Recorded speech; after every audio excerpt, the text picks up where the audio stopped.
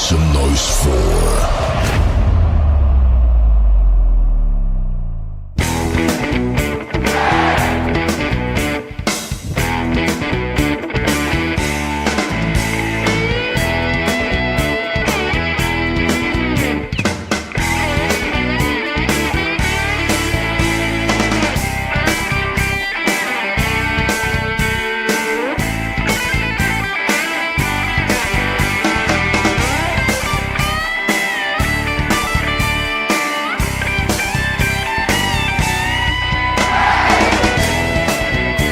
I told him when I come back, we're going swimming. So, tell everybody thank you for them. Скажи, дякую. Дякую. Не, английский. Thank you. Thank you, thank you, что? Very much. Еще раз. Thank you very much. Thank you very much. Thank you, guys. Future president of Ukraine right here. All right.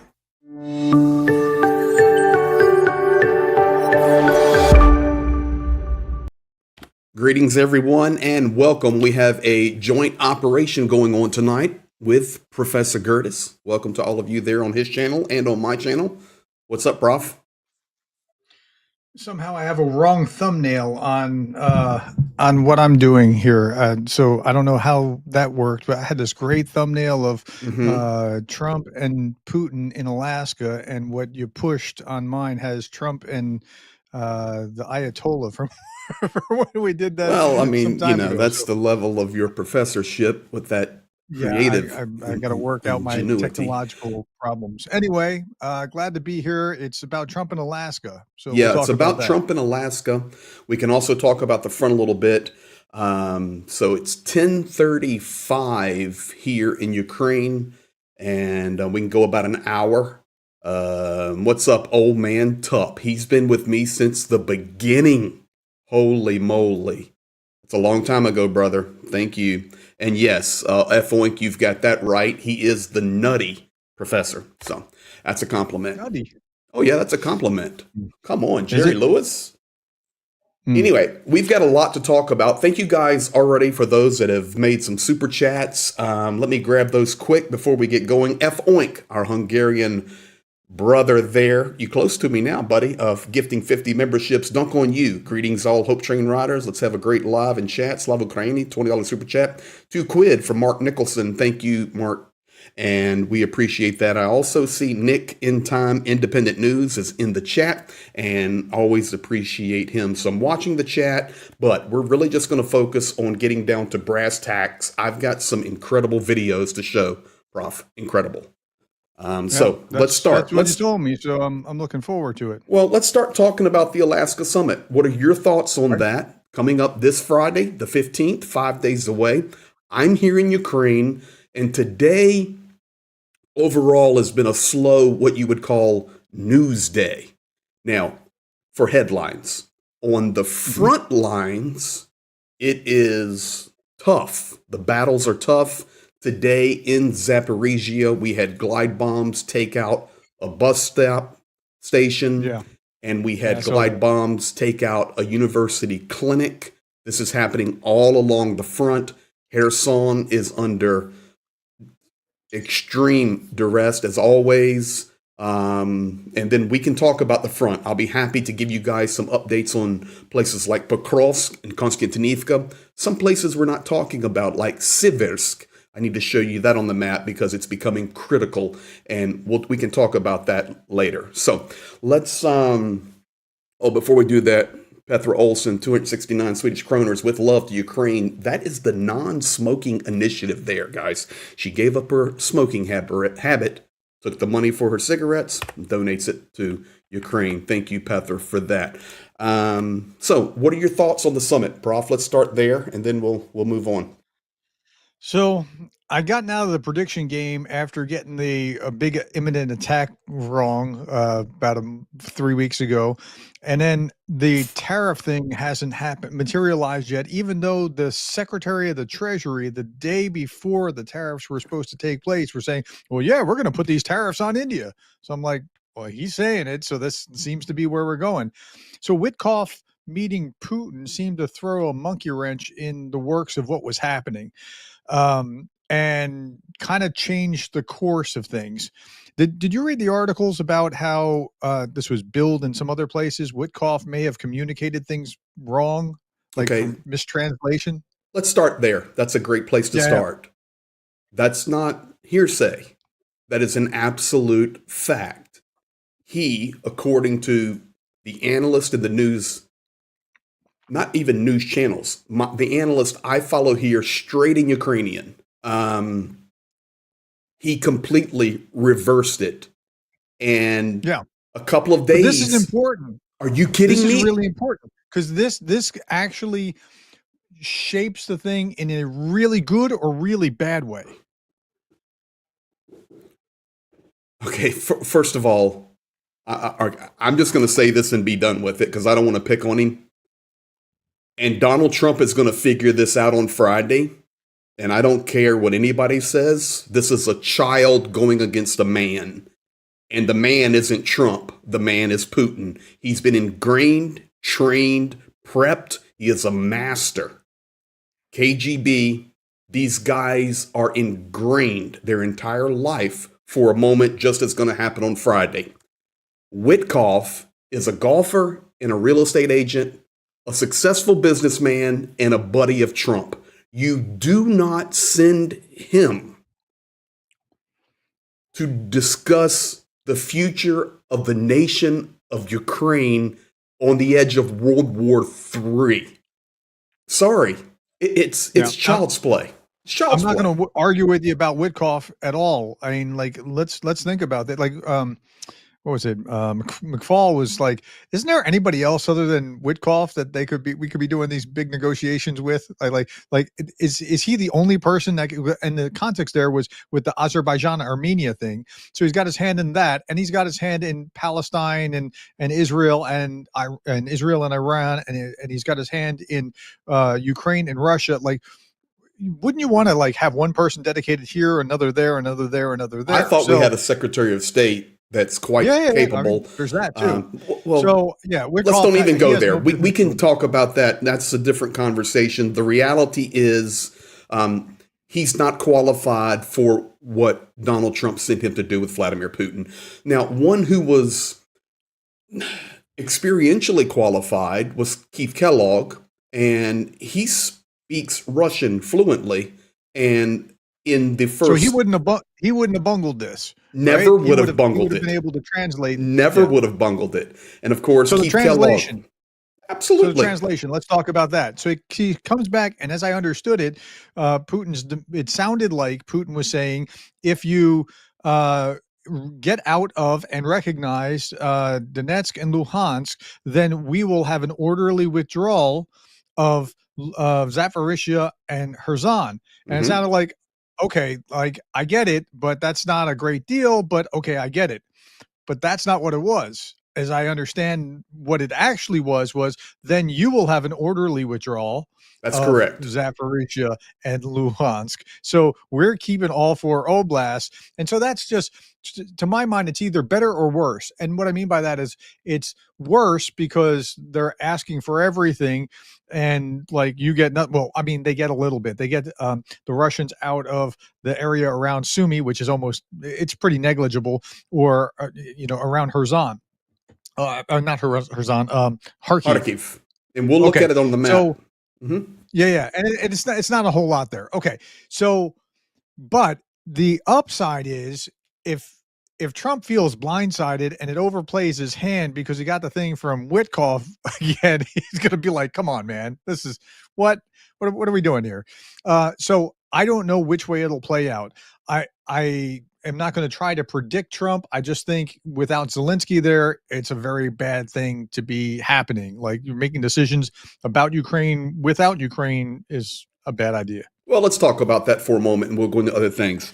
The bottom line is this. We are seeing, in my opinion, and I'm here in Ukraine, a complete transition from U.S. being actively involved in this war at the level that it has been over the last 3 years, and especially under the Biden administration. And we will now see a transition where Europe must step up and fill a void. And I believe that's what we're going to witness happen. And And I think I have some video that will lend credence to that. Let me throw this JD Vance clip at you first, everybody. What we said to the Europeans is simply, first of all, this is in your neck of the woods. This is in your back door.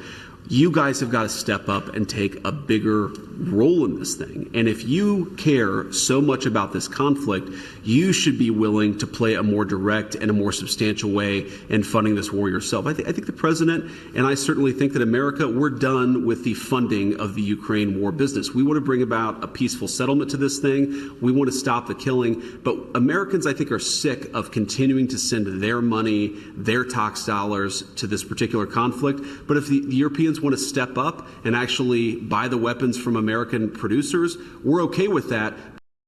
Okay, so for me, that is the Vice President of the United States. And before I get your comment, Broff, if I do not post this comment, I have to leave Ukraine immediately.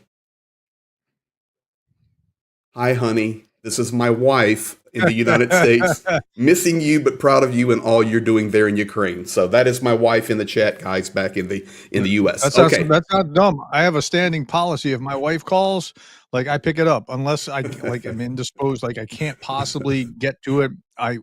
It interrupts everything. So that's smart man right there. Thank you. All right. That is the Vice President of the United States basically stating with Maria Bartiromo, Fox News this morning, we're out. We'll move to a business. Not exactly. No, he's saying you got to take more on you. And it's in your neck of the woods. This is more of what they want to see shift in policy. They want Europeans to take more, be more in charge of it. They don't want it to be on them. Okay. So it's kind of like where I was saying that Trump wants to do the tariff thing because he actually likes tariffs. So that's why this is likely to go that direction. It's kind of like that, where he wants the Europeans to take over more of and so that doesn't surprise me. Remember, Vance is more MAGA than Trump is, right? I'm not saying that Trump's not MAGA, but Vance is like like an extra dose of that kind of MAGA tariffy kind of America first. We're not doing anything that's not in our interest kind of something. Trump his whole shtick is the deal maker thing. So this is in the line. It could break one way or another depending on how they define it. Listen, JD Vance, I played baseball. JD Vance is the kid in high school that we would beat up. We would throw the ball at him on purpose and try to just play with him because he is a complete clown. And I'm sorry, I'm going to call it straight. He's a clown. He's the worst in the administration as far as Ukraine goes. Thank you very much for saying that. All of you out there. But all I'm saying is that you know where he's going, and you can see where that's going to play, and that could play well or play poorly. Play well would be if he allows the Europeans to really influence what happens with Putin. That's different than what we're about to see theoretically with Putin and Trump later on. Okay. Does that make sense? It does make sense. That would be a positive scenario, and I don't think he has any positive regard or desire to see Ukraine succeed. But theoretically, you were then putting the Trump administration with Trump and Vance and Witkoff on the same level with Putin and Dmitriev and Lavrov. They're not even in the same league, brother. They're not. You see what I'm saying? I'm just saying that I think Vance wants to take a back seat to Europeans actually solving the problem. I don't know that it's necessarily leaving, but he doesn't want to be in charge of it. Okay, let's listen to that one more time. Let's just listen one more time. Go ahead. Okay, because maybe I missed it. Let me start it again here. Here we go. Weapons. What we said to the Europeans is simply, first of all, this is in your neck of the woods. This is in your back door. You guys have got to step up and take a bigger role in this thing. And if you care so much about this conflict, you should be willing to play a more direct and a more substantial way in funding this war yourself. I think the president, and I certainly think that America, we're done with the funding of the Ukraine war business. We want to bring about a peaceful settlement to this thing. We want to stop the killing. But Americans, I think, are sick of continuing to send their money, their tax dollars to this particular conflict. But if the Europeans Europeans want to step up and actually buy the weapons from American producers, we're okay with that. So for me personally, everything I said sounds right. and for me, everything I said sound right. They're out. No, they're not out. He's They're speaking not for out. me. They're taking a step back, letting Europe drive. We'll be happy to sell you the weapons. I agree with that. We don't want to be the ones having to bear the burden. You're going to have to step up. Okay, I can agree with that. I can agree with that, but Trump, we're out. The American taxpayers. The problem is Trump, really, because Trump made a big thing about how he can make a deal overnight, right? And so now, if it wasn't for that, this would be a very different ballpark. Where are the sanctions that were supposed to happen on day 10? Yeah, I'm still looking for them. I'm still waiting for something to drop. My hope is that it was the weekend that is in the way, and I don't know that that's the case. I think what really happened is that it's Wickoff's newfangled plan or misconstrued plan has gotten in the way. But I haven't I'm looking for it, and I haven't even seen a news reporter ask Trump yet what happened to these sanctions. It was supposed to happen as of midnight plus 1 minute on Friday into Saturday, right? What happened? And we're now Sunday night coming into Monday. Ask. Yeah, because so we're waiting till Monday. Okay, end of the business week, new week. But where are the reporters asking? Like, that's your job, right? Fair enough. Completely agree. I'd be asking. Well, now whatever's going to happen, nothing will happen this week before their meeting in Alaska. I think that's what Trump's probably going to say. Okay. And then he can come out maybe and say, okay, we had a bad conversation. Sanctions are going on. Whatever. We'll see. But the bottom line is, once again, for those that call him a taco, okay, and let's just call it, he tacoed. Yeah, he's gonna keep getting that kind of thing because he keeps looking like he's punting, and he's not going to be able to run away from that. That moniker is going to stick. Fair enough. So we can agree on that. Now, they're meeting in Alaska. Do you know what is rolling on Russian TV tonight? Yeah, I mean, I've seen a lot of news about how, so the Alaska song I just saw. If you saw that, you and I were talking about it, and sure enough, I saw it in my news feed. It's not a very entertaining sounding song. Anyway, we'll explain it to all you guys. Lyrics of it, and and so there's a lot to that. And I read some of the backstory about how I think it was Sergei Sermeleny who does all those fundraisers. He was talking about how when he was growing up, he was told that the U.S. didn't buy Alaska, but took a 100-year lease and then reneged on the deal and faked the paperwork. That's what they were told in school. I think 1867, 7.2 million. But yes. Yeah. Okay. First of all, Mark Biscuit, you and Elena, towards whatever you need out there, Greg. Hi to the prof. Thank you for all that you do, Mark and Elena. This is a family, especially Elena there, that I've been with her family in Ukraine, southern part of Ukraine.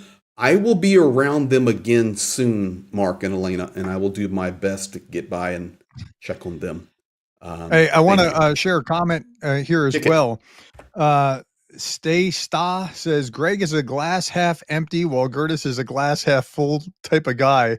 They are neither wrong. Well, I think you're probably the only thing I would amend to that is that we balance each other pretty well, because Greg will come and say, "Hey, did you see blah?" And I'm saying, "Well, if you think about this logically, Greg, what?" And by the time we're done, he's cooled down and I'm a little upset.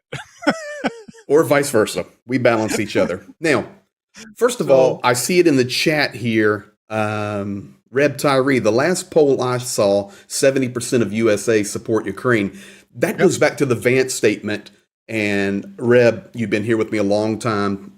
That's how I see it. I think JD Vance, you're not speaking for the majority of Americans who support Ukraine. And I think it's unfair for him to say that.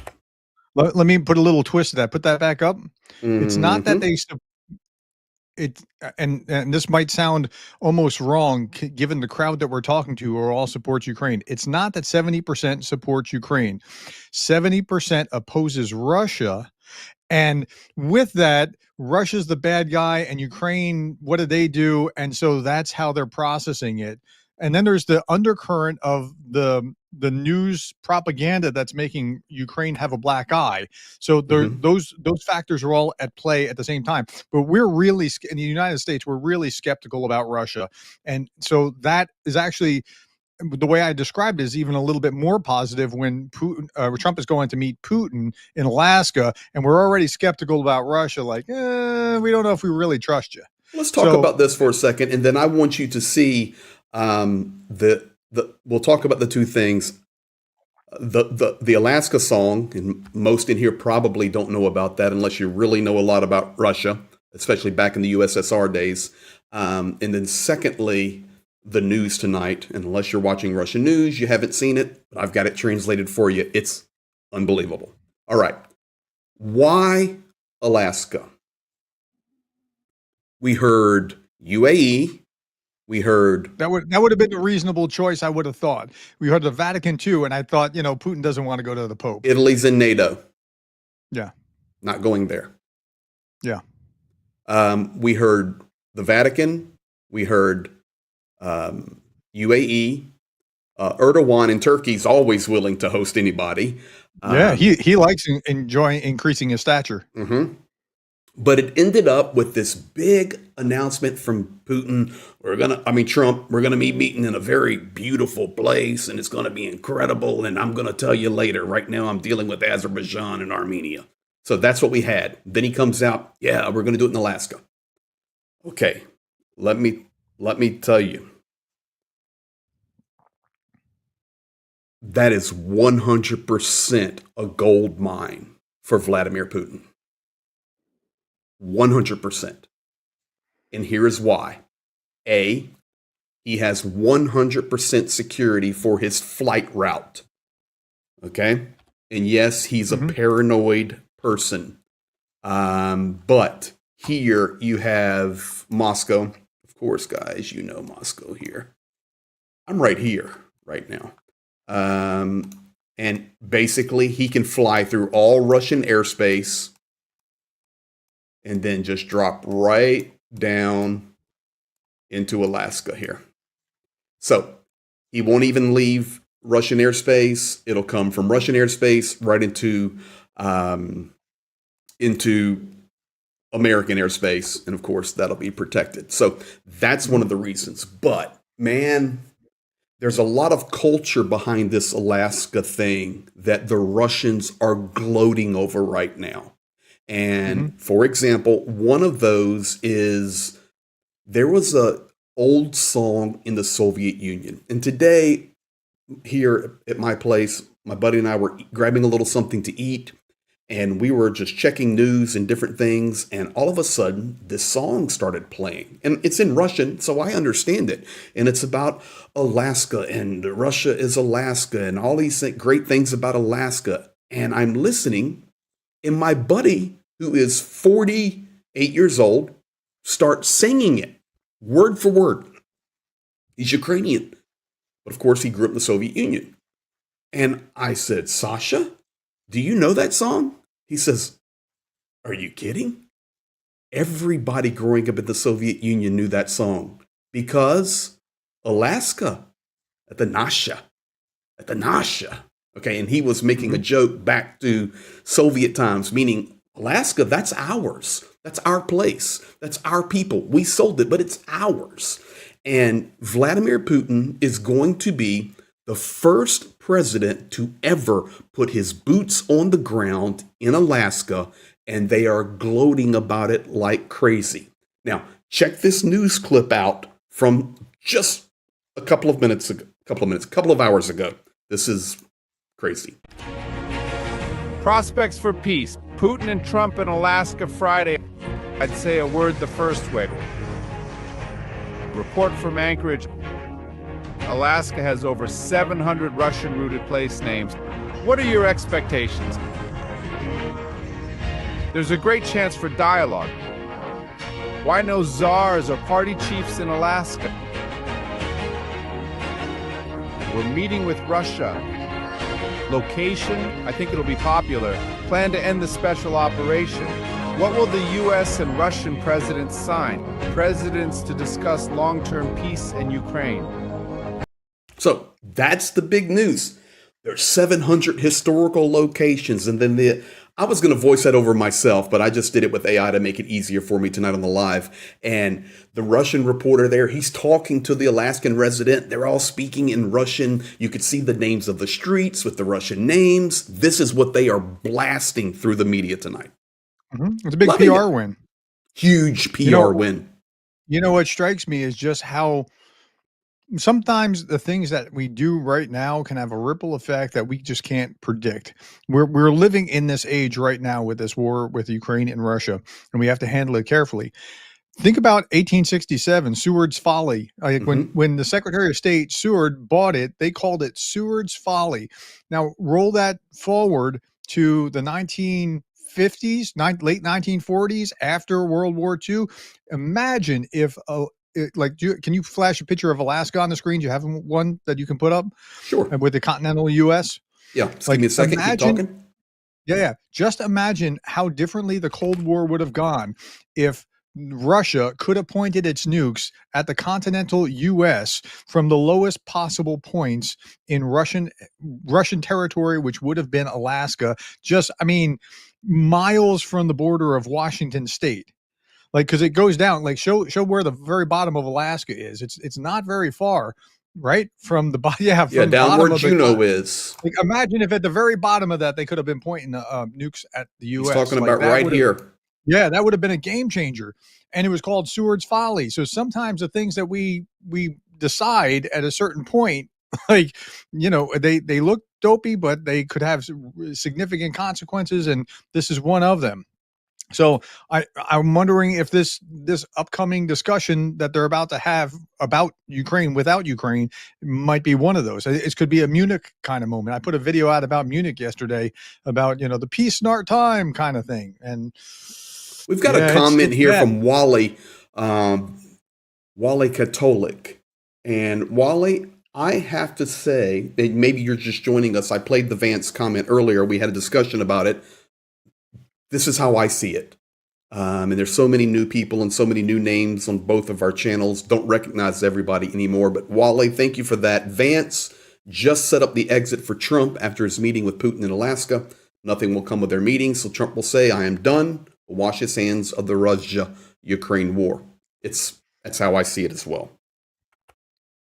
Yeah, I really do. I don't see that. I think he's going to either say we're making progress or be even more upset. Let me ask you a question. But I don't see that one. I could be wrong. I mean, let me ask you a question. Go ahead. If that meeting ends, and there will be nothing signed because Ukraine is not there, so that's out of the picture. They're just going to talk. Sure. They're going to talk about business. They're going to talk about Arctic, and they're talking about the Ukrainian crisis. I think this is going to be more of Putin talking about business than anything else. Hey, look, when this is over, here's the deals. Look at the sweetheart deal that America's going to get, and they're going to get to run victory laps. I think it's going to be more about that and less about Ukraine than what we think. Okay. So the question I have for you then is this. Within 24 hours, do we see the promised sanctions on Russia? Depends. It depends on if Trump's ticked or if he's not. If he's looking at the sweetheart deals, then no. If he's looking at he's not really serious about that, that maybe you could. Okay. If you're wrong, I'm sorry. If you're right, if you're right, and that meeting ends, they sweetheart deal it, and 24 hours later, there are not sanctions on Russia. Then it's a harder road for Ukraine, right? No, Ukraine's got a hard road regardless. No, but it becomes a more difficult road because then Trump is more. It's like he's almost been in a haze here for a while, like some kind of voodoo over him or something about how Putin just wants to make peace and that sort of thing. Okay, then I think he goes back down that kind of path, and then he is a liar and an epic failure. Because any man who will say 24 hours, 10 days, 20 days, 100 days, and then bold-faced in front of the camera say, forget the 50, it's 10 days. He's a liar. Like 10 days. Okay, so, but it looked like we're going to 10 days. And then when Witkoff went, the game changed, and Witkoff came back with bad reports. And I, Okay. I just got to Pause. think that Trump knows this at this point, but Pause. who knows? If Witkoff came back with bad news, which he did, then Donald Trump should at least come out and say, I have received information from Witkoff that I was not expecting. Therefore, I am delaying my 10-day statement until I can personally meet with Vladimir Putin. But you got to understand his motivation is to show that he's the great deal maker. And he's going to get smoked on Friday by Vladimir Vladimirovich Putin. Nothing's going to happen on Friday. Okay. We can do that. We can do that. He's going to get smoked. I promise you. Nothing will come on Friday. Okay, let's go to Mertz. Let's talk about Germany. So wait, no, this is an interesting point because people are really upset about what's going to happen. Are they going to make every decision about Ukraine and it's going to be over and it's going to be Yalta? No, he can't without Ukraine finally. I mean, he can with the idea in his head, but nothing will ultimately happen from there Friday. So we could probably rest a little bit easier. The Europeans are up in arms, and I understand, and they should be saying, nothing with Europe without Europe. Hey, Johnny, how you doing? Johnny Pierce, listen, I'm trying to talk Johnny off the ledge. Johnny's been enjoying some holiday time, and Trump is not a deal maker. That's correct. And yes, of course, guys. He fancies himself to be this great deal maker, though, and so that's his problem. He's boxed himself into that corner. I think that's well stated.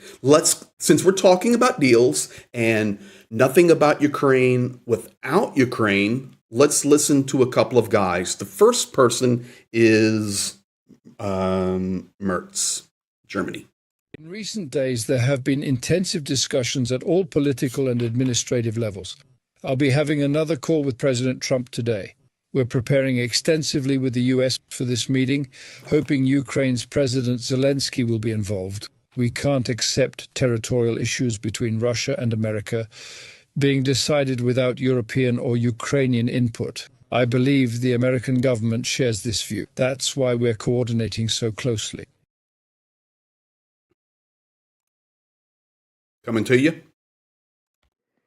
Thoughts? So, yeah, I mean, that's going to be the European position. I like Mark Mikkelsen, I think his name is, something similar to that. He's an Estonian MP, and he laid it out the other day. I showed it in one of my videos, where, like if anything does happen where territory is exchanged, rule of law is done. Like, correct. What rule of law? Fair enough. So if for no other reason than the rule of law and being able to uphold existing order instead of descending into chaos, you just can't do that. So, I need to ask JP a question. JP, you said you sent me a video. Do you want me to play that video on the stream? Just drop it in the chat there, because I'm downloading it now. While I'm doing that, so that's Mertz, Germany's position. Once again, coming back to the point that Europe has to step up. But now let's go from the NATO angle. And this is from Sunday morning on the talk shows. A lot of folks don't know it, but okay, do it. Just the Rutte one? Rutte. So yeah. A lot of folks, if you're not from the U.S., Sunday morning is just a big historical morning for news talk shows in America. And that's what happens on Sunday mornings. So this is just typical, but Mark Rutte here. Take a listen to this one. I like it. The concern is, of course, as you know, among some critics, that in this conference room in Alaska, we're going to see a 1938 moment. We're in an attempt to immediately halt a war. The groundwork is laid for an even bigger conflict because of concessions that are made. Are you comfortable with Ukraine being excluded from these negotiations on Friday? What will happen on Friday is testing Putin by President Trump. And I commend him for the fact that he organized this meeting. I think it is important. And obviously, when it comes to peace talks, the ceasefire, and what happens after that on territories, on security guarantees for Ukraine, Ukraine will have to be and will be involved. But on Friday, it is important to see how serious Putin is. And the only one who can do that is President Trump. So It's really crucial that that meeting takes place. It will not be the final say on this. There will not be the final deal on this. Of course, Ukraine will have to be involved and Europe. But it is important to start the next phase of this process, putting pressure on the Russians, exactly as President Trump has been doing over the last 6 months. Yeah, so I think that's part of what shaped my view when I saw that interview earlier. That so it can go either really good or really bad. It's how it's Trump getting to read how serious is Putin, and really good if he realizes, yeah, Putin's just playing me along or that kind of thing. Really bad if he is deceived, or really bad if they're talking about the great deals that they're going to have on the other side of this, and it's just wetting Trump's lips for whatever kind of great deals that they can get for just ending the war. $10 super chat from Papa Dutch, always with his great logic. And Johnny, I do have your video loaded up and play in just a moment. Does it seem to anyone else that the meeting wouldn't be in such a remote, inaccessible location unless whatever they were going to say, they don't want anyone to hear us? That's legendary Papa Dutch. I like what Rute said in general, except for the part I personally feel he gives Trump too much credence there, although I'll let it ride. That Trump is testing Putin. I get it. I get your explanation. Just for me, working in Russia for 31 years, I speak the language. I understand the culture very well. And I talk to soldiers nonstop. I've got aid all around my feet right now. And yes, guys, on the live, we'll be doing a impromptu fundraiser to do some things. I've got Starlinks over here, and I've got gear over there. And you'll be seeing us deliver it to the people. But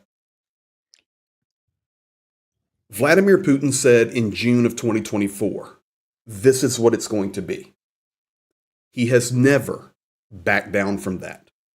And I don't think he will. I just don't.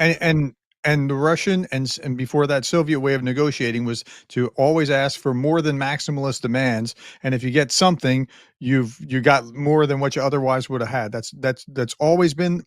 Richard Nixon talked about that, like that's how they operate, and and he's just continuing the same thing that he's always continued. So he's not planning on backing away or making some kind of concession or anything. So, by the way, you just talked about Starlink. So you want to tell people what you're bringing where, or do we need to, shake the bushes and say, hey, look, we need to get something somewhere? Or I'm going to be doing that, just not tonight. Really wanted to focus totally on Alaska because so many people are, concerned about it. But yes, I can tell you guys that Prof and myself and Project Konstantin and Zhenya, we all partnered together for a vampire project. You will be seeing me deliver those as we promised. So just hang on. Going to be a couple of weeks on that. It is not easy to do anything near the front right now. It's extremely dangerous. And we make sure everything is set up for the best of protection. But we'll talk more about the front in just a minute. Let me do this. JP sent me a video, and Johnny, I'm trusting you. This is Jonathan M.S. Pierce from ATP Geopolitics. I never play a video on my live streams that I have not pre-screened unless it comes from Jonathan M.S. Pierce. Here we go. Hey, Greg. Hope you're doing all right, my man. Just contacting you to say that I've shared the map with you. It's a little bit out of date. I need to update it. Haven't updated it for about, I can't remember, 5-6 days or something like that, so apologies, but it's there for you to use. I've shared it with you. Just a big hello to you, to your viewers as well, as you've got a live at the moment. I don't know that you'll get this video on time, but my views on Trump and on my views on the Alaska meeting. If you don't, you can guess them. Absolute clown show. The whole thing is a clown show, and we're back to square one, and it's all about appeasing Putin yet again, as if nothing has been learnt in 7 months. It's so disappointing. Anyway, take care, buddy. I'll speak to you soon. Thank you, JP. We have a roving reporter there, Jonathan M.S. Pierce. And I don't think he's on the front line. No. A roving reporter. Wow, we're big time now. Jonathan's on vacation, a well-deserved vacation. And for those of you that do not know, that's ATP Geopolitics, dear friend of Prof and mine. I've taken Johnny to the front. We've been in Ukraine together. He's been there twice. And Jonathan also has, it's not private information, he has MS, and he does an bang up job. He is the dog's bollocks when it comes to living life and dealing with MS, and going to a very hot place is good for him on his vacations there, because he's based out of UK. So thank you, JP. Yeah, he's watching us on his vacation. He's got to get better hobbies. Oh no, he's a good guy. So this is where we're at, guys. Now I'd like to take the next few minutes, and because I'm going to be going to bed here in about 20 minutes, and let's take a look at. There's John Hoover in the chat. Hey, buddy. Stay out there. I understand. John Hoover here in Ukraine, serving and helping. Great guy. So before we wrap up, let's talk about front lines. That's what I want to do. I want to talk about the front lines. It's very hot from what I can detect. It's very weak in certain areas from some things I can detect. And that's just a function of manpower issues. I talked about that this morning.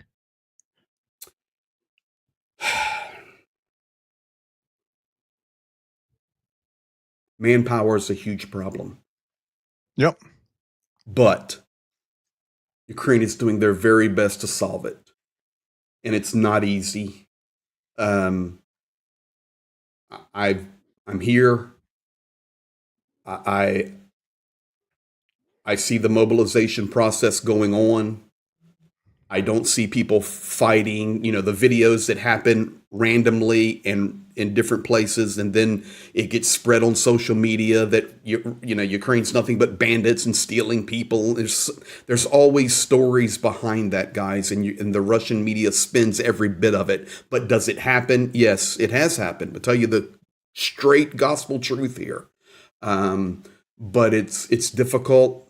But Ukraine is mobilizing every day, getting stronger, and attempting to get stronger with manpower. But it's extremely, extremely critical. Let's talk about the front. Let's go. Let's start in Kherson and move up. I think that would be the best, okay, if that works for you. You guys know. Let me just go to a map view now here.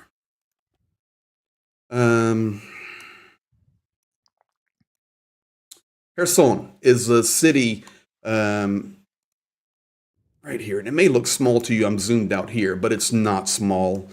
Pre-war population of about 250 to 300,000, and right now Kherson is literally being leveled to the ground from drones and artillery 24 hours a day, 7 days a week. And unfortunately, and I want to leave it on this view, if I come in here to the river, there is a bridge that connects the city of Kherson over to the island. That's Antonivka Bridge, and it's right here. There's a bridge that connects right there. This bridge has now been destroyed, but 1,800 people were trapped in this area, Ukraine trying to get them out. It's also a military key point. This is all Russian side of the river where they've occupied. And one of the key things that you just need to understand, I'm going to zoom out now, but that's Kherson, is it's nothing but a swamp down there. So when you talk about these islands and moving around them, you just have to really think of almost like Vietnam, movies you've seen about Vietnam with the soldiers in very swampy, bushy areas. That's what Kherson is like. So Kherson, constantly under duress. Now, this area right here, and I'm going to go into a couple of the key areas in a moment, but I want you just to understand this is Nikopol, right across the river. Right here, let me just do this, a big red right there. That's where the Zaporizhia, that's where the Zaporizhia nuclear power plant is. Forget that one. Let me do this different. Sorry, I've been I rolling don't think all anybody's day. going to worry There. about how well, I well do. or how badly you scribble. Right there, Zaporizhia nuclear There. power plant. Nikopol is another city, about 75 to 100,000 people. Just trying to paint a picture so people understand. Yes, it's just like the Louisiana Bayou. Exactly, just not good. But Nikopol city, 60, 70, 80,000 pre-war, beautiful city. Just like Kherson, being destroyed every day. Somebody wounded or killed in Nikopol every day. Up above that, this is Kryvyi Rih. This is President Zelensky's home city. It's every day there are shaheeds, or every day there's some type of missile incoming. Zaporizhia right here. You're seeing how close these cities are together. And then right here's Dnipro, right there. So Dnipro, Zaporizhia, Nikopol, Kryvyi Rih, all of these cities here together. Kryvyi Rih, million people. Zaporizhia, million people. Dnipro, million people. And all of these cities under intense attack nonstop. Now, I want to come into Zaporizhia a little bit because we're having issues here, and that is Russia is pushing up from this way, just trying to walk into this. This used to be a huge reservoir, but when the Novokakhovka Dam blew, of course, then that all went. Now it's trees and forest and swampy and grassland. But Russia pushing up towards Stepnogorsk, they've got forward-leaning pressure on that, and it puts them only about 35 kilometers from the absolute center of Zaporizhia. 35 kilometers can be hit by an FPV drone. Okay, the range is now out to 40 kilometers. So just think about that. There's 1 million people in Zaporizhia, and these dudes can launch FPV drones that literally, I'll redraw the map. It strikes me that I don't hear a lot about Ukrainians hitting the front lines on the other direction with FPV drones. I mean, I'm sure it's They do. happening, but I'm sure it's happening, but I just don't see a lot about that. Most of what I see the Ukrainians doing is hitting front lines near what we would consider normal front lines, infantry versus infantry, and then drones up in the air and that sort of thing. But it's just a thought. Well, they're trying to take out, in the very rear, fuel, aviation, refinery, airplanes. They're trying to take out legitimate targets. And honestly, Ukraine is not, the Ukrainian military is not like the Russian military. The Russian military will go to Kherson, set up a safari, and kill children to learn how to fly FPVs. Yeah, it's like a whole different level of evil. It's completely different. Now, I want to zoom in here because I want to show you guys something. Haven't done this in so long. I'm enjoying this.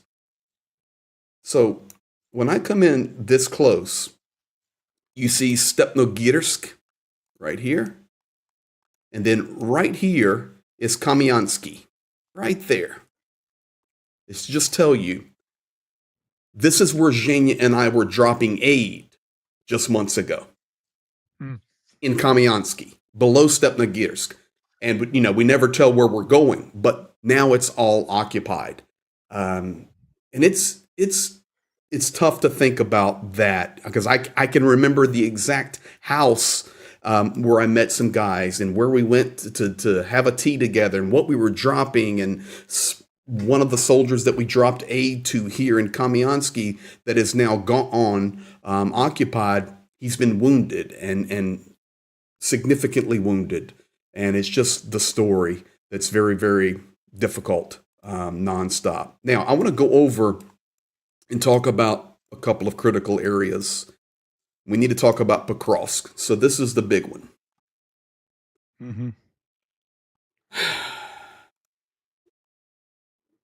it's in trouble, man. Yep.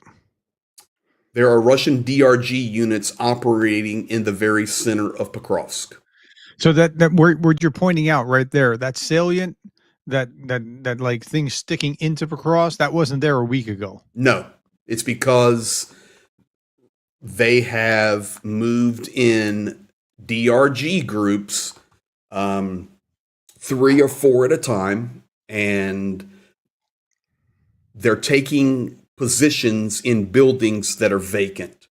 And then they provide cover for more Russians to creep in. During that time, Russians, of course, are getting smashed. Okay, this is where Ukraine will say, okay, 200 came, we killed 160, but 40 now are there. Yeah. And then they do it the next day. The next day. But they don't mind sending a meat wave that's probably going to die in the process. No, because, and here you can see it. Here you can see it much clearer. And I'm using Institute for the Study of War tonight, but Deep State also confirming this. And Deep State always now puts their information about on a 2 or 3 day delay as an agreement with Ukrainian government, but like ISW doesn't. But gold is where Russian forward pressure is leaning. Red is confirmed occupied. And this right there, that is the very center of Pokrovsk. This is where the road comes in from Dnipro. This is where the road goes out to Konstantinivka. And this goes up to Dobropilia. Now, the other issue here is, I'll zoom out, and even a bigger issue, Prof. And I think that's a good way for people to, let me see if I can zoom it one more click here. No, we'll do this one. Okay. This is Pokrovsk. This is Mirnograd. Pokrovsk, 65,000 pre-war, so it tells you the size of the city. Mirnograd, about 40,000. So this is and the city goes from one to the other. Really, you never know you leave other than the name. So 100,000 people pre-war, like sister cities. But Russia now has taken a position on the north side, and they're trying to cut this access road, and they're right up to it. Because it's not OPSEC, this is public information. Ukraine, of course, been supplying their positions down from the north. Yes, they still supply in from the west, but this is becoming extremely critical now. And unfortunately, places like Dobropilia that you didn't hear a lot about. I've been in Dobropilia probably 50 times. And cafes I've sat at are now destroyed. I mean, Zhenya and I look at video all the time and say, hey, we were just at that building, on our last aid runs, and now it was just hit. It could be a cafe or a gas station. It's, not a military target. It's just everything's being hit. Dobropilia, nonstop FPV drones. Yeah. And so, and again, the idea is to encircle it and cut off the city and then force it to evacuate or be captured. So let me do this. Let's go back over here. I want to show you guys one thing. Really, this is where it gets a little bit sad. Right here in Andronivka. And Kamyanka. So just so you know where I'm talking about here, this is Pokrovsk. This is what we're talking about. And this road goes back toward Dnipro. Okay. And so many times I've rode the E50 in through Slavyanka, Andriivka, and then you can cut up to Dobropilia, or we go down to Pokrovsk, or we would go down south to Pokrovske, back this way. Anyway, key area. I want to show you guys something that you'll know, and I think I can do it if the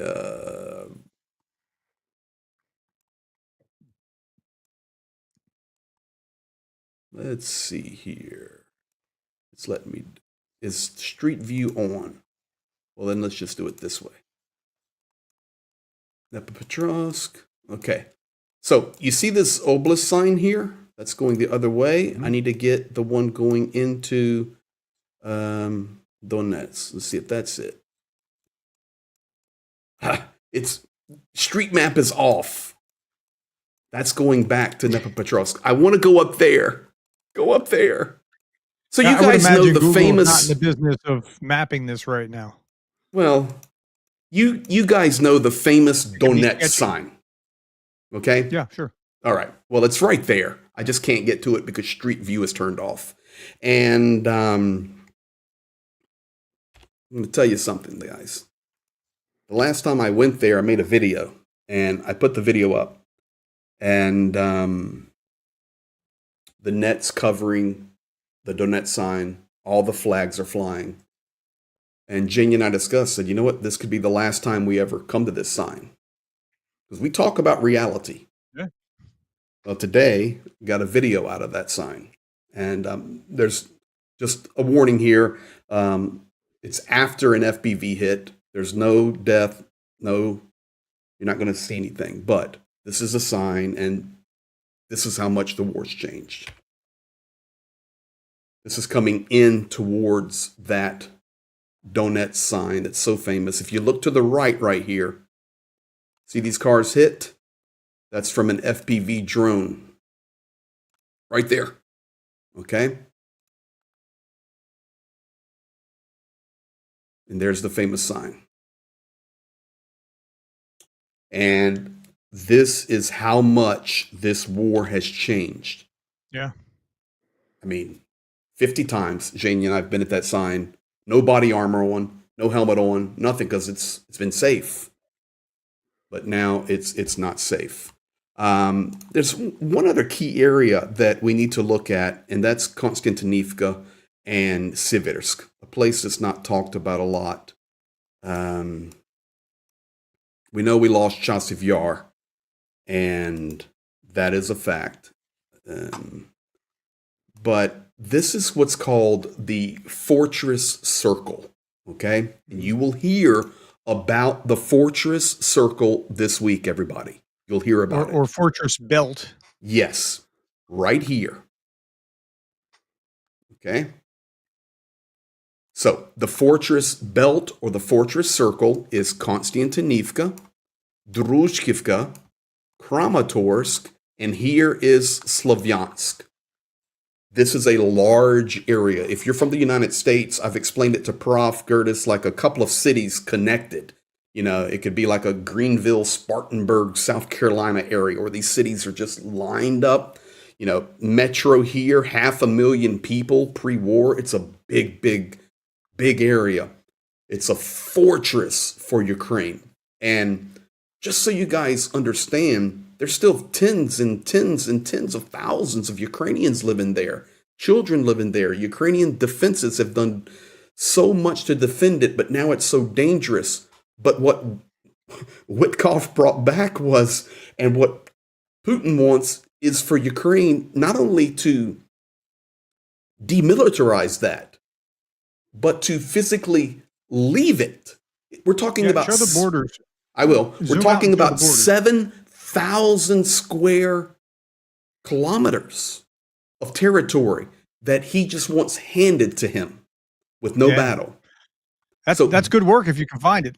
Well, this is the key area. So once again, we see, and I'll zoom out so you can see the obelisk, but the pressure coming up on Konstantinivka is big and it is intense. Yep. And this entire area is under extreme pressure. And the other place we don't talk a lot about, and it has been a fortress area for Ukraine, is Siversk. So all of this area, oh, that's you. I don't want to be moving you. All of this area, I know like the back of my hand. Right here, this town of Siversk. Ukraine had been holding this area way back out like this. But because of the pressure, Russia now getting access to Siversk. And if they do, then it's basically clear just farmland that comes into Rygorodok and back into Slavyansk area. So there's pressure coming from multiple areas. And I'll zoom out and show them, as you requested, the oblast map. The last place that I want to share is Kupiansk. And you always hearing about Kupiansk, and Ukraine's been defending it unbelievably. The city's right here, and they've been holding Russia back here. But you can see Russia's now went around it and actually coming back. They're trying to cut off the P7. I've been on the P7 many times to cut the supply route. The reality is it's tough, and the heroes are defending well. So you talk, and I'll give the oblast map. One of the things that we don't want to do is give you a false impression of what's actually happening. Like, you need to understand the realities. Like, everybody wants to hear good news, but you want to also have a full picture of it, not just the good news. I mean, it's great. Okay, they just hit this thing in Russia. Okay, great. But it's also hard on the front. Very, very, very hard. So let's do this. So somebody put in my comment, this is depressing, and somebody else put they took Chasiv Yar. Greg, how freaking long did it take them to take Chasiv Yar? 23 months? Yeah, 2 years. I mean, 2 years. So, okay, even if they got Chasiv Yar, it took this world's second army 23 months in order to get to take Chasiv Yar. Yeah, so, and look here. That's the other half of the coin. You want to look Leslie Blow makes a good look at both sides, comment. This side and that side. Ukrainians push back Russians in Sumy today. That's correct. But guys, when I tell you this stuff, I'm going to tell you the truth. I've been in Chasiv Yar so many times, I know it. And I'm just going to tell you the truth, because hopium doesn't help Ukraine win. Facts helps Ukraine win, realizing this army needs help. But like Prof said, this army, which at the beginning of the full-scale invasion wasn't ready for anything, defended Kyiv valiantly, has become the strongest army in Europe, has become the most technologically inventive army alongside Russia, who's doing the same, technologically advanced so much that the United States wants to partner to buy technology with drones from Ukraine. And it took Russia 2 years to take Chasiv Yar, a city of 14,000 people. For me, that is an incredible positive story for Ukraine. They demolished. So, okay, Russia took Chasiv Yar, but Russia lost so much manpower and equipment, much more to get Chasiv Yar than Ukraine lost to give up those few kilometers. That's just the way it is. And this is why it's so important. So I hope you guys understand. I'm never going to shoot you no bull, neither is Prof on these maps. I'm going to tell you how it is. So basically, you see the front lines here. This is the border right there of the Donetsk Oblast. All right? So I'll just leave it there.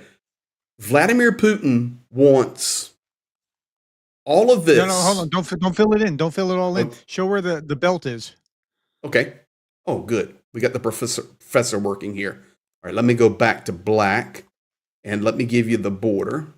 So the border of Donetsk Oblast is right there. Okay. Now zoom in a little bit and show where the belt is. Oh, I can show to give away. Let's do it this way. And the belt, I can see it right here. The belt is right there. That's the belt. And so Putin's demanding, give us all the way to the borders of Donetsk, including giving up this fortress belt. And remember, put that in context, took them 23 months to take Chasiv Yar. At the rate that they're going, at 525 kilometers squared in July, about the same in June, at that same rate, it will take them another year to get through there, all other things being equal, without the fortress belt. like without even factoring that in. And then it'll take them another 2 years to get the other Oblasts. And they just want them to, give up Zaporizhia and Kherson as well, including the millions of people that live in those cities. That's crazy talk. So, like when you're thinking about like this Friday, something bad's going to happen, and Putin is just going to get everything that he wants, and Trump's just going to give it to him. I can't see the Ukrainians actually give a ceding to that. They just won't. Oh, it's not going to happen. It's not going to happen. But I'm glad you told me to do this, because this gives people the real view right there. Yeah. Real view. So when it seems like Prof and I are stating, okay, well, Russia has Chasiv Yar. Okay, guys, Chasiv Yar, although as sad as it is, it cost Russia so much to get Chasiv Yar, so much that it is a net positive for Ukraine when you look at the long side of the war in the long game. That's the way even Ukraine analyzes it. And that's where it comes down to the math. And Prof does videos, and others do, where this is the daily loss. I know Johnny Pierce does it. How many they lost, how many Ukraine lost. And this is why it's such a joke when you hear what Vladimir Putin is wanting, and it's why it's disgusting for me that we send envoys that have no understanding of these places. Exactly. But it's really interesting. But this gives you the view right here. Dnipro is just here. Zaporizhia is here. That belt is here, and this is a changing war. I saw somebody ask earlier, how is Ukraine doing 2024 versus now? Technologically advanced by light years since 2024 to now. I can tell you that. Couple of things it's here. Unbelievable. There were things that you couldn't do that you could do on the battlefield in 2022, even 2023, that there is no possible way that you could do right now, because drones would just wipe you out. Like it's it's forced military technology tactics to change. All right, let me tell you the truth. 18 months ago, I'm going into Chasiv Yar. I don't even put my body armor on.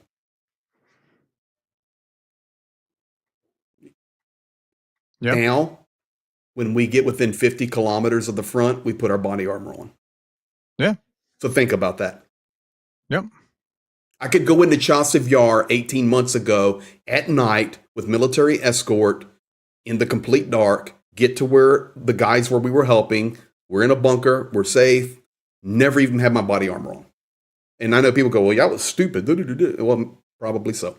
But it's the reality of how the war has changed. And now, when we get 50 kilometers from the zero, body armor's on. Mm-hmm. So that's how the war has changed. Let me do this. I want to thank everybody for being here. I've been really trying to focus on the content with Prof. But once again, FOINC, thank you for gifting the 50 memberships. Dunk on you, $20 super chat and gifting memberships. Mark Nicholson got you earlier. Pether Olson, World War II epic battles, £5. I made a video on positional warfare, a brief analysis of Kursk incursion shared by the Russian media. So that's World War II epic battles. I'm going to go check that out myself. That's his channel. Mark Bisque, we got that. Mark Nicholson, thank you for the £5. Papa Dutch, $5. Maybe Trump wants to be privately humiliated this time, or a little more. Come on, Tennessee, man. Kentucky. I know I'll get a message on Discord later. I hate forgetting. Tennessee, Kentucky. Tennessee, we'll go with that. FOINC, Ukraine will prevail. Like that. Entire Ukraine, including Crimea. Listen, that's what we're fighting for, FOINC. Just not good. This would be a question for you, because honestly, Prof, to be fair, I've received a lot of people having questions about your theory on the zig and zag. What Taco did, alleged zag, just a head bob that wide receiver will do to avoid a tackle. And I think that's back earlier in the chat. We were talking about sanctions and no sanctions. I'm sorry, say that again. Just not good. $5. What super chat. What Taco did, the alleged zag, was just a head bob that a wide receiver will do to avoid a tackle. It's a football I don't know. reference. I think he was being influenced by Rubio and Kellogg, and I think he then got influenced by Witkoff, and that's what I mean by zigzag. Like he gets influenced this way and influenced that way because he doesn't have the compass pointing this way or pointing that way. So I think there was a directional change, and then that changed back. Now I said I didn't know how long it could be, and it's all open in the air what's going to happen moving forward. Well, let's think about this. Let's put it on a positive. And I'm seeing people in the chat. Robert Locklear, once Trump keeps selling weapons to Europe, he'll keep selling weapons to Europe. Nunu, smash that like button. Thank you, Nunu. Member 16 months. But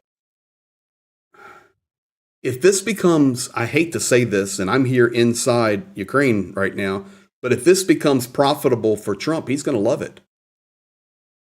Either way, making money. Yeah, that'll be a support for Ukraine. If it's profitable for him and it helps Ukraine, he'll go that way. And if it's profitable for him and it hurts Ukraine, he'll go following the profit, right? So that's what I'm saying. He can go either way depending on what. So yeah. Nunu, 59.99 euro for anything our brave brothers and sisters need. Thank you, Nunu. We've already been buying stuff like crazy since I've been here. I can tell you some of the things we're doing. We're helping with one of our autos needs repaired. And remember the vehicle project we did with Prof on our armored vehicles? We need some repairs on one. So we're buying all of those things back here. We'll be getting it out there and take care of those. In case you guys don't know, we didn't just do these projects together and buy these armored vehicles and drop them to the guys and forget them. Zhenya is constantly with our team, servicing them and updating the anti-drone detectors, and we do our best to take care of our guys. So we're working on that. Nathan Pohl, $20 super chat. Thank you, Prof and Greg, for all your great content. You are welcome, Nathan. F-Oink, Hungarian Franks, Ukraine's territory is not Trump's to give away. He's just running interference for Putin. And F-Oink, that could be really possible. Time will tell. This is going to be a very, very interesting week. But one thing for sure, Donald Trump is not the president of Ukraine. Volodymyr Zelensky is the president of Ukraine. And by the way, it's in the Constitution that they can't give property away. So it's not even possible. It's not even real.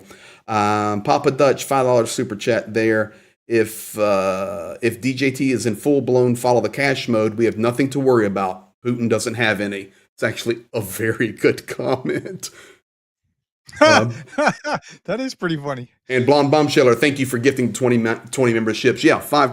If DJT is in full-blown follow the cash mode, we have nothing to worry about. Putin doesn't have any. Actually, that's brilliant. That's Papa Dutch right there. Guys, thank you. Prof, thank you. And to all you guys on Professor Gerdes' channel, we appreciate each and every one of you and everybody on my channel here. This is going to be a week. A lot unfolding. And I'm putting out videos when you guys are sleeping if you're there in the U.S. And here's one of the strongest arguments that why they can't fold. Jan Graverson posted this, and I pinned it in my chat. If Russia gets the occupied areas, then what happens to the children kidnapped from the areas? Like, you got to understand, it's bigger than just lines on maps. It's not just that. It's like they've got to get their people back, and so and who pays reparations or whatever. I mean, there's much more to the story. So, and with all that, be calm. Just we'll wait and see what's going to happen, but it's. Yeah. Okay. There's a question there that I actually want to answer. From Commander Crimbo. Does anyone know if Witkoff took his own translators when he met Putin this time? If not, the mistake was likely set in motion by Putin. Okay. I watched all the video. I saw him come into the Kremlin. I saw the Russian media with them beginning to talk. I saw the full video of him walking through the park with Kirill Dmitriev, and I never saw even a security guard with Witkoff. He was under Russian security. I did not see any person carrying his bag. He was the one holding the document from Trump to give to Putin. You saw that, had the presidential seal on it. I assume that with, I think, more than 50% certainty that Russia provided the interpreter. I once again remind you guys that everybody we're talking about, Kirill Dmitriev, Ushakov, Vladimir Putin, Sergei Lavrov, all the propagandists, they all speak really good English. So I'm sure there's a little bit of talk going on in English, and then they may, get into more serious talk and go through an interpreter. But no, nothing. Uba53, thank you for that wonderful comment. And first time I've seen your name, Uba53, $20 super chat. Thank you, Greg and company. This is the only place that I get my Ukraine information from. You guys rock. Well, deeply appreciate that. And yeah, F-Oink, the trafficking with the super chat, U.S. normalizing trafficking minors already. Russia is following suit. Yeah, it's a big issue around the world. Anyway, I think we've given a solid update tonight, Prof. Yeah, I think that's good. And hopefully that's somewhat comforting too. And we'll see what's going to happen. Nothing's earth shaking will take place, I don't think, on Friday. No, nothing earth shaking. And in case you guys were wondering, we can do this as we close out. So, Shahid's coming through Chernihiv region, Sumy region, in the Donetsk region. Oh, you just saw it live. That was live. Zaporizhia region. Now they've moved into the Poltava region. You actually saw that pop live. That's real time. So they're flying around, and we're pushing midnight here in Ukraine. I can tell you, we had some power issues today. If you want some more on the ground news, as we're closing out here, for the first time since I've been here, we lost power and a few power issues, and we've been having some extremely warm weather and very brutal thunderstorms. So makes it tough on the guys on the front, I promise you. Yeah, I'd imagine.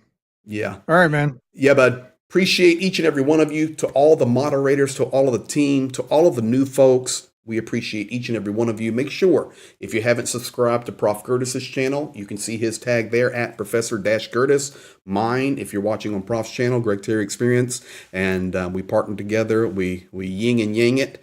And we even yell at each other live sometimes and enjoy every minute of it. Yell is a harsh word. Okay, we raise our voices. Yeah, yeah, that's sure. Yeah, we have fun. Anyway, you guys be blessed. We appreciate each and every one of you. And make sure the notification bell is on, because I'm typically dropping videos now, Ukraine late morning time, with the first updates, trying to get 2 factual updates out per day. And then we're rolling. So you never know when a live will pop either. You guys be blessed. See you, Prof. See you. Let's roll an outro for everybody. Stay in that green room. I think this is the button. Slava Ukraine. There you go, everybody.